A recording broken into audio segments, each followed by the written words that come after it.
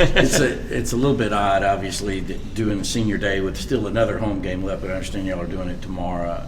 And it's so different nowadays. Senior day used to be that you honor that guy that's been here 4 or 5 years, and now I was checking. I don't think anybody started their career here. It's kind of different, but I'm sure you still have strong feelings and feel emotional on that kind of day, or do you? Of course. I mean, Georgia is like a second home for me, even though I haven't been here that long. The fans in the community, they did right by me, so it's a place I always call home. So, what's been the highlight for you? Your first season at Georgia, just what you guys have been a part of.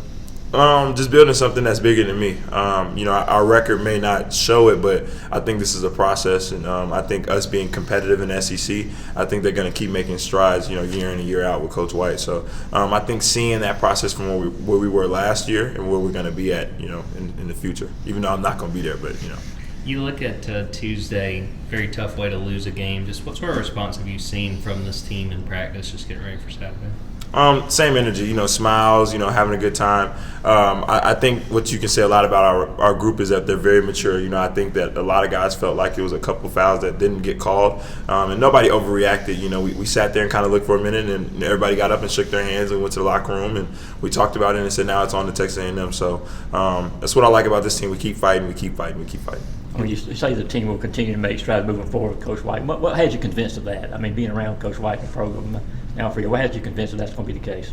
I just see it. I see what kind of what happened with them last year, what's going on this year. I see what they're building next year. Bringing in guys like Asa, and then a year after bringing in Dominique Wilkinson. So, he's doing a good job with getting those type of guys, and I hope that it works out for him. They can get Georgia back to where it should be at. When you look at this matchup, Wade Taylor's had a lot of success this season. Just what stands out about him, what you guys are going to be going up against? I've known Wade Taylor a long time. Him being from Lancaster, Texas, Dallas, Texas, Houston, Texas rivalry. I played him a couple times in the AAU. I know he's a quick guard, can really score the ball. The biggest thing is, we have to slow him down. If he gets 25, 27 points, they're really hard to beat. But if we slow him down, we have a good chance. And then we got to, get on the defensive glass. They're one of the best offensive rebounding teams in the country. So we got to take care of those things for us to win the game. How young were y'all when y'all first knew each other? I played Wade. He was 14. I was 16. Okay. So we were playing at Bob Knight Fieldhouse in Duncanville, Texas. He played for Urban DFW Elite. Okay. And I played for Rashard Lewis Elite. Their team beat us, but he was a really good player then. He was playing up. So I kind of followed his career after, and he kept doing really good things. So proud of him. Is there some familiarity there that gives you some confidence? No, I don't think it's familiarity. Like I said, he was 14. I was 16. I'm 22, about to be 23 now. So that's a long time ago. I play different. He probably plays different. I think just, seeing both of us on the biggest stage is probably the best thing. Before the game, I'll dap him up, tell him I'm proud of him, keep doing what he's doing.